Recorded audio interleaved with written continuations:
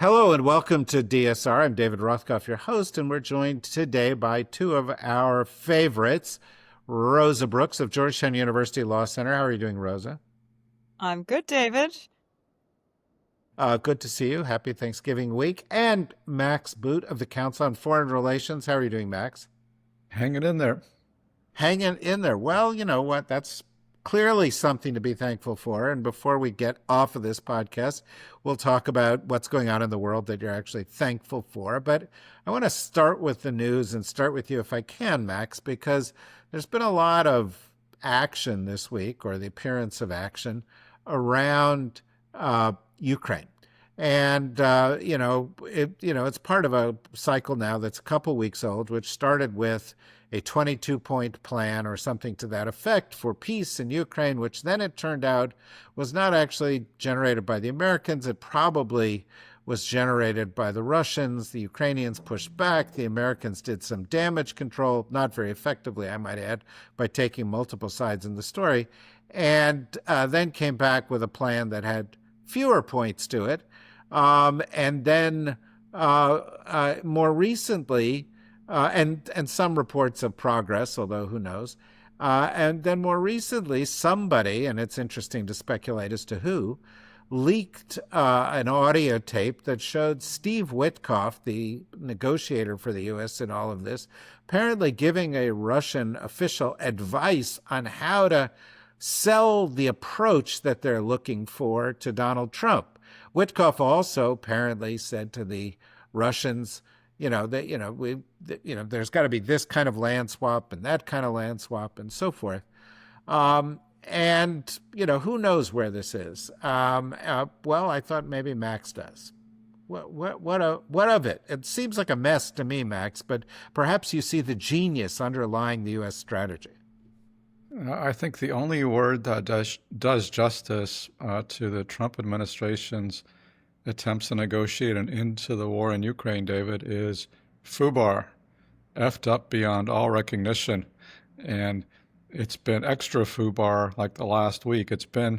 I would call it a comedy of errors, except the consequences are so potentially deadly. It's not a laughing matter, but the ineptitude and the ham-handedness of the Trump administration truly defies description, because this actually broke last weekend while Rosa and I were both at the Halifax International Security Forum, and there was a bipartisan Senate delegation there, and there were representatives from many U.S. allies in Europe and Canada and elsewhere, and everybody was startled. Nobody knew what the hell was going on, and in fact, what we've since learned is that even Secretary of State Marco Rubio didn't really know what was going on, because what we thought was going on was that, more than a month ago, Trump finally decided to get tough with Putin. He finally recognized that Putin was not interested in peace, and so we needed to apply some pressure. So Trump applied sanctions on a couple of Russian oil companies, gave Ukraine permission to fire ATACMS into Russia, and so we thought that he was finally getting tough with Russia. But no, then this 28-point peace plan breaks, which turns out was negotiated in secret with Steve Witkoff, Jared Kushner, and Kirill Dmitriev, who is the head of the Russian Sovereign Wealth Fund. And we don't know exactly where this document was produced, but it could have easily been written in Moscow, because it was so favorable to the one side in this conflict, which was Russia. I mean, among other things, it would grant Putin's army territory which it hasn't been able to conquer, and which it won't be able to conquer anytime soon. It imposed limitations on the size of the Ukrainian armed forces.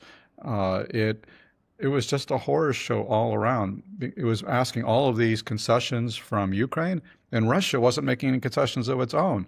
And so then this thing kind of blew up over the weekend, and I think what happened was that Marco Rubio got directly involved in these negotiations in Geneva, and he was able to reel it back. And then he finally sat down with the Ukrainians and came up with another peace plan, which is only 19 points now, which has not been released yet.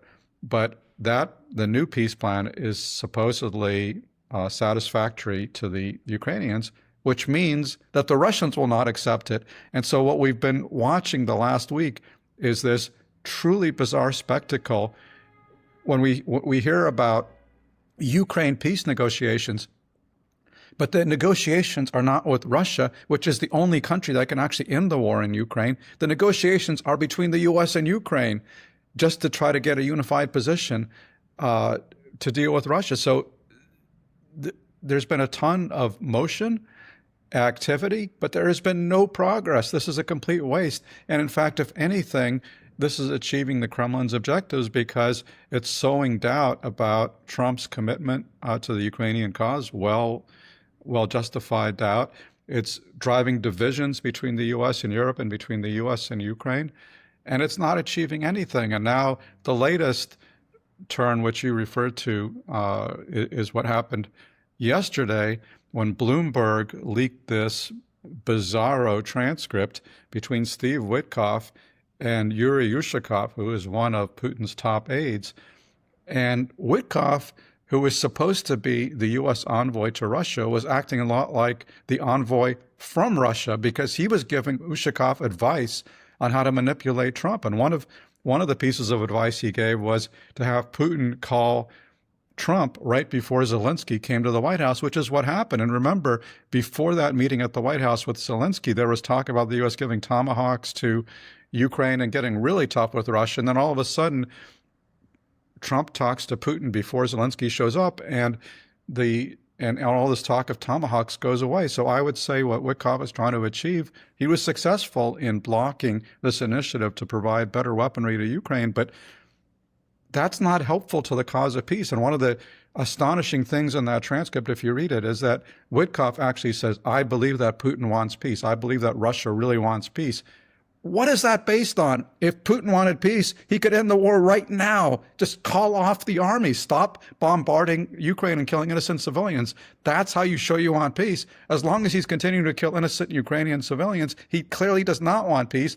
But Witkoff kind of extends the benefit of the doubt. So is it any wonder we're not making any progress by negotiating an end to this conflict when we have such a clueless envoy who is so easily duped by the Kremlin?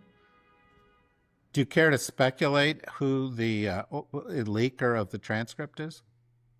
I have no idea, but remember, during Trump's first term, there was a whistleblower in the White House who leaked the transcript of Trump's extortionate call with President Zelensky, where he was trying to blackmail Zelensky into maligning Joe Biden and threatening him with a cutoff of U.S. aid if he didn't. So clearly there was a whistleblower from the CIA, I believe, who was shocked at the way that Trump was going against U.S. interests and acting in a way that no president should act. And so I think, he notified authorities in the transcript leak. So maybe something like that is happening here, but I really don't know. Yeah, although this was obviously a conversation between an American and a Russian. An American who I might point out is noted for using his personal phone on these trips and taking them with him. No, I mean, I'm sure the NSA has transcripts of every single one of these calls. So it's just a question of who's leaking them. Right. And there's some speculation that it was a foreign intelligence service, which would be interesting as well. Rosa, this does sound pretty FUBAR. I don't want to use crude language like Max, but it's pretty FUBAR. But there seems to me to be one other problem here, and that is that hard as it may be to get it to an agreement with the Russians never actually honor their agreements. You say that like I mean, well, I mean, it does make this a bit challenging, doesn't it? And of course, neither does the U.S. anymore. So we're pretty much even, right? I mean, this is the full Putinization of the United States. The Ukrainians are concerned with a good deal of justification that we won't honor whatever agreements we made. And Max has already run through some of the flip-flops and contradictions and we've had just in the last week or so. But Vladimir Zelensky is in a very tough spot. He's facing intense domestic pressures as a result of corruption scandals within his own government. People are not too happy with him. While as I understand it, he has not himself been directly implicated in this scandal. Some who are close to him have been implicated, which is increasing the pressure on him domestically to please people, to bring home something good. And meanwhile, he's getting squeezed by Trump, he's getting squeezed by Putin, and worse, he's getting squeezed in a totally incoherent way. So it's not even obvious what he would need to do to get anything useful. I think this is a real moment of crisis for Ukraine, because we seem, over the weekend at Halifax, there was also another micro kerfluffle when one of the senators, one of the Republican senators, was speaking, and he said, "Oh, Marco Rubio told me that the original 28-point peace plan was not even an American document; it was a Russian document."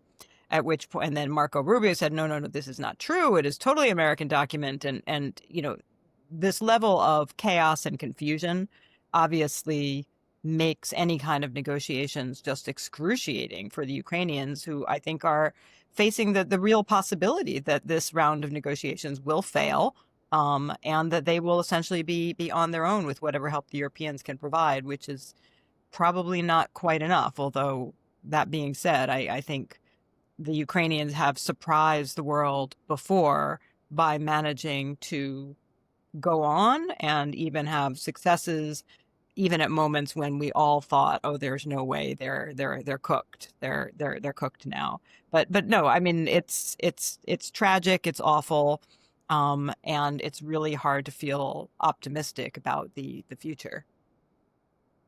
Yeah, I would point out, by the way, I read an Economist story about the corruption scandal today, and it was, talking about how outrageous it was that there was a corruption scandal going on for, this one party in this negotiation. And I thought to myself, well, yeah, it's a bad scandal, but Russia and the United States are way more corrupt. I mean, there's corruption publicly going on in both places. Let me shift the focus here, as we have several things to get to in the course of this.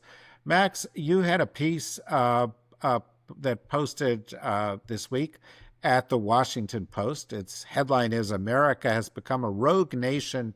U.S. allies are looking elsewhere." And it is a reference to what you saw and may have heard at the Halifax Security Summit. And since both you and Rosa were there, I just thought I'd pick up on that and ask you to talk about this takeaway of yours, and then I'll ask Rosa to respond.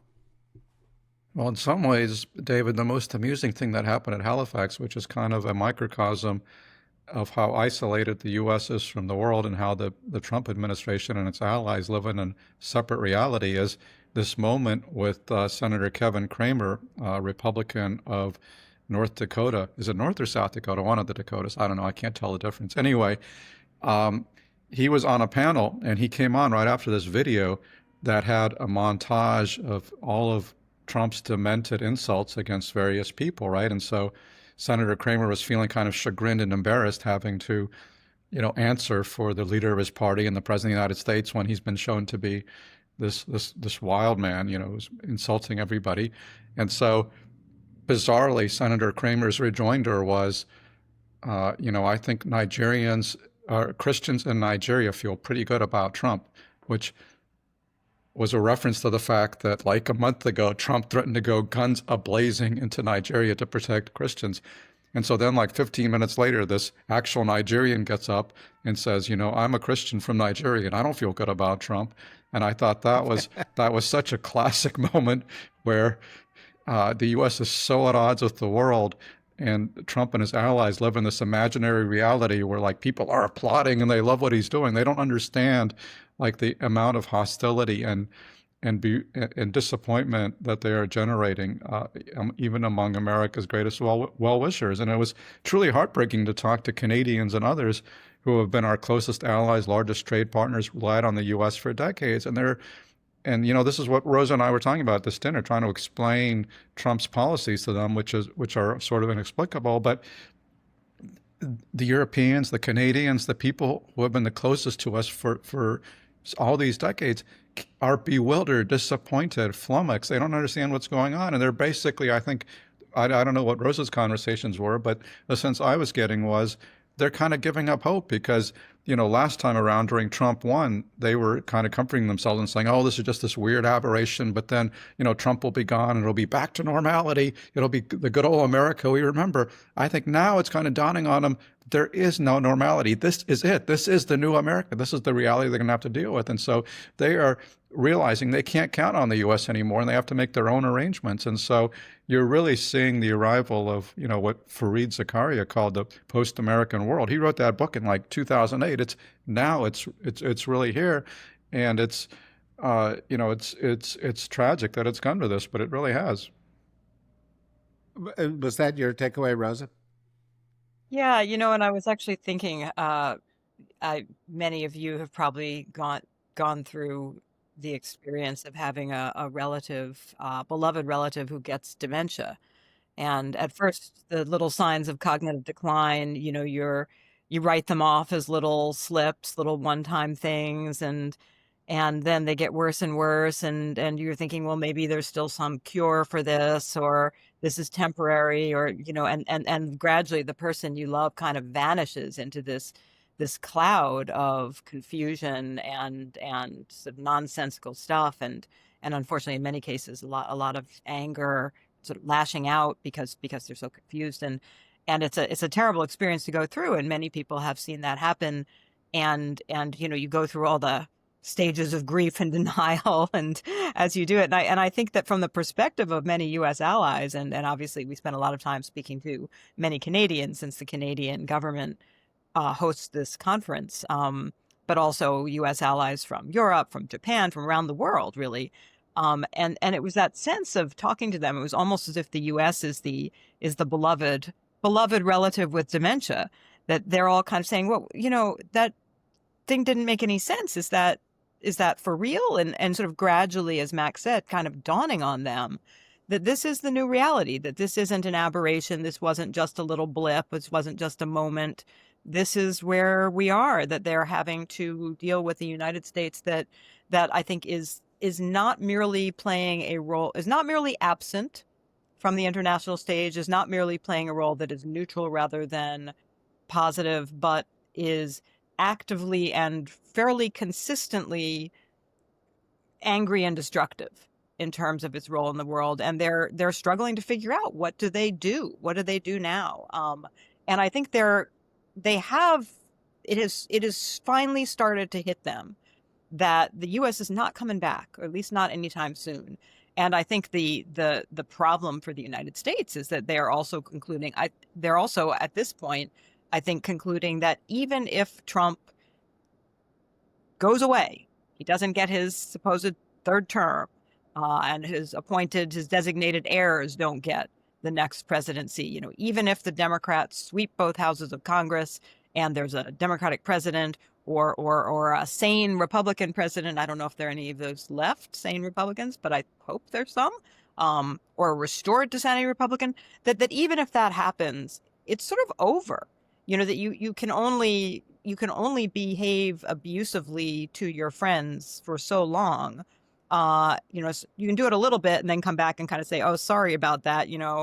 I drank too much. I'm so sorry. It'll never happen again. And the first few times they're going to believe you. But I think we've reached the point of no return. I'm sorry, I'm changing metaphors midstream here.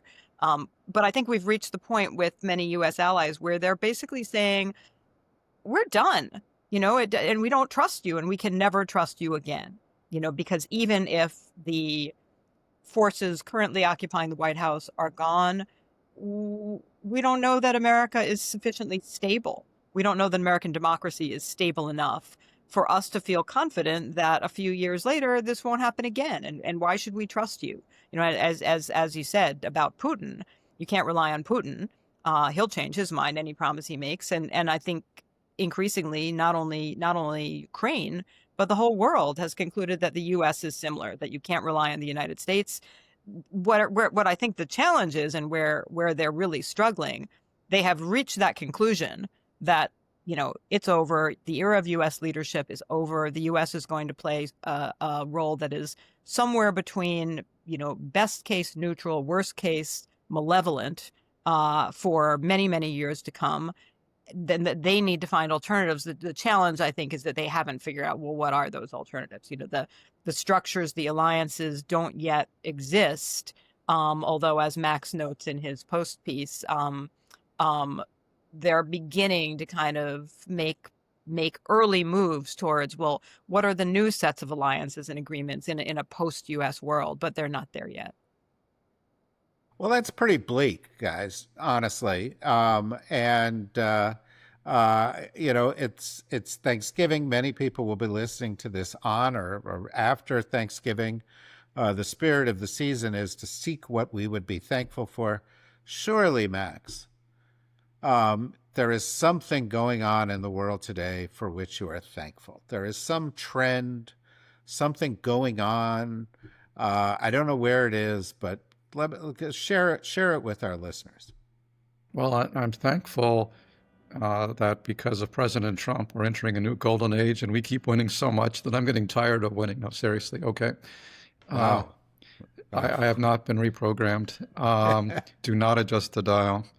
No, seriously, what I'm actually thankful for is the people of Ukraine, because I just have tremendous admiration for what they are enduring in the face of this unprovoked evil aggression, which began by one measure in 2022, by another measure it began in 2014, and they have been resisting Russian imperialism for a long time. And right now, they're about to enter, or they are entering, a very hard winter. I mean, I was just talking to somebody who lives in Kiev who is saying that he's having to operate without power 17 hours a day and often without heat. This is because the Russians have been targeting Ukrainian heating plants and electrical plants, but they are not giving up.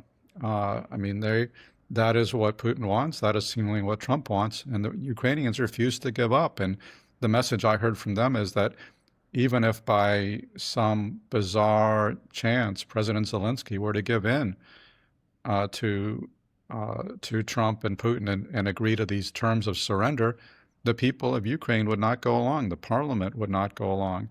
And they have managed to maintain a robust democracy even in the face of this horrible war. And that's why you see, for example, this corruption scandal leading to the sacking of ministers and could have more repercussions for the Zelensky government. As you were alluding to, David, there is massive corruption, greater corruption going on in Moscow and Washington. Is anybody getting sacked for it? No, because there is no accountability. But there is some accountability in Ukraine. So I think this is, a tribute to the willingness of Ukrainians to hold their leaders to account. But again, I'm just in awe of their ability to continue stymieing the Russian war machine. And Putin and Trump both seem to think that Russia is on the verge of some glorious victory. But the reality is, since 2022, the Russian army, remember, representing a state which is about 4 times larger than Ukraine, the Russian army has barely advanced, and they have lost about 1 million men killed or wounded, just horrific casualties, the kind that Russia has not suffered since the Great Patriotic War, as they call World War II. So that's all a tribute to Ukrainian ingenuity, endurance, courage, resilience, and they are fighting not only for themselves, not only for their country, they are fighting for us, because if they lose, the gates of Europe will be wide open to Russian invasion, and that's not a joke. I mean, that is something that the Poles, the Balts, the Nords, everybody is very worried about what happens if Ukraine goes down. They're very concerned they're next. And it's the Ukrainians who are on the front lines of freedom, manning the ramparts and suffering the consequences and losing people all the time, losing civilians, losing soldiers to defend Ukraine and the West. And it is a goddamn disgrace that Trump is cutting them off or even contemplating cutting them off. Thank you for that. Every year, for the past 10, 12 years, we've been, having Thanksgiving conversations like this. And I always feel a little, reluctant to ask Rosa to be optimistic about anything because that's just contrary to her nature. But, I also, by the sunny disposition, David. Yeah, no, you have a my sunny disposition. I would say so. I find you a constant delight, but If I were to ask you what is the trend you're most thankful for, I think I could write it down what I think the answer is going to be. But go ahead. I want to know what your guess would be before I For answer. you, what your global trend? Well, What the you one get? What that you you get? often cite is that this exit from the United States for the world stage, or our disappointment of our allies, or the cloud of dementia that we've fallen into, has made everybody else more self-reliant and has made the world less dependent on the US. And on a regular basis, you cite that as a positive thing. And I agree with you, by the way. But that's kind of what I thought, where I thought you might start. That wasn't where I was going to go, but I'll go there very briefly and then give the answer I was planning to give. And Max has heard me say this before, and this is not exactly cheering, I recognize, but I do think that the great moments of human civilizational and legal and institutional and political innovation have generally followed real catastrophes. Whether you want to consider, the 30 Years' War, the violence and chaos gives rise to the Westphalian nation-state system in Europe, which is imperfect, but proved to be a much better way to manage conflict and manage international affairs than what had gone before.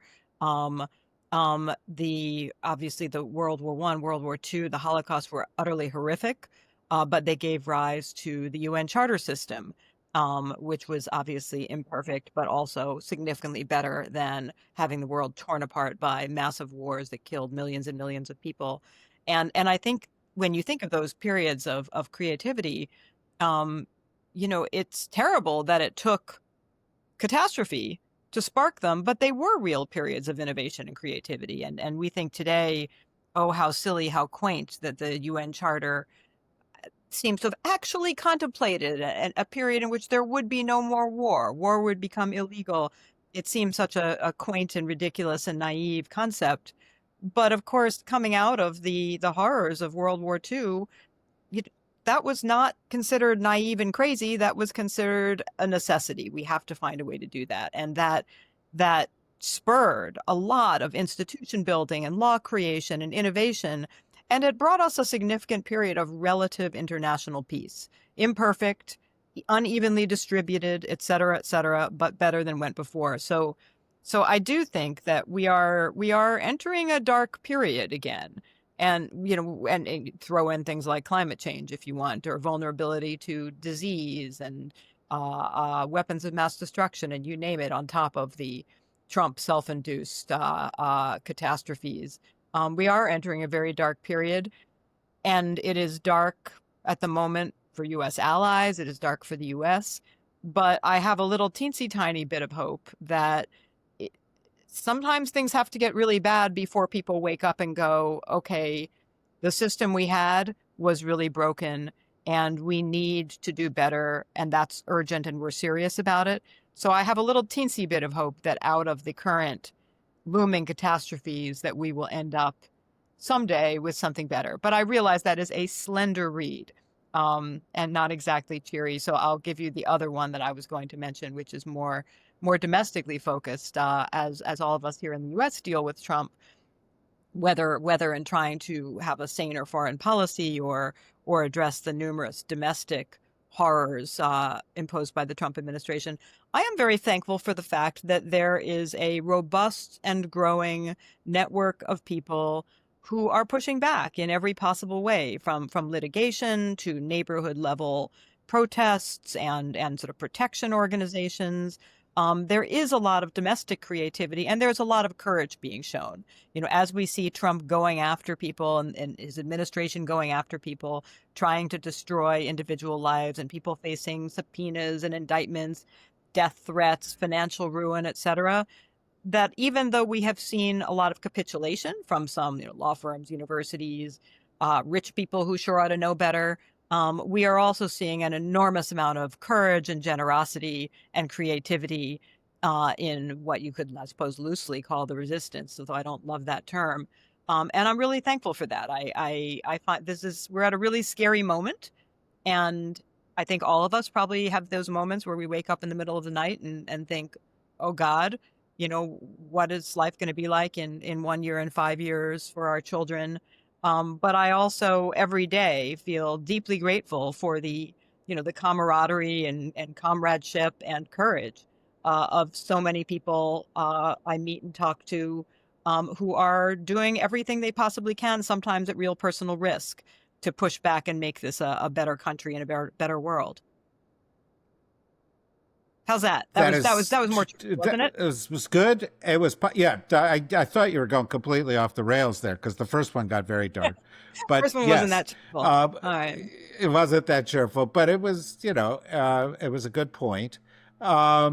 Anyway, Yeah, the first one was I, kind of like it's okay we're in the Dark Ages because eventually the Renaissance will come.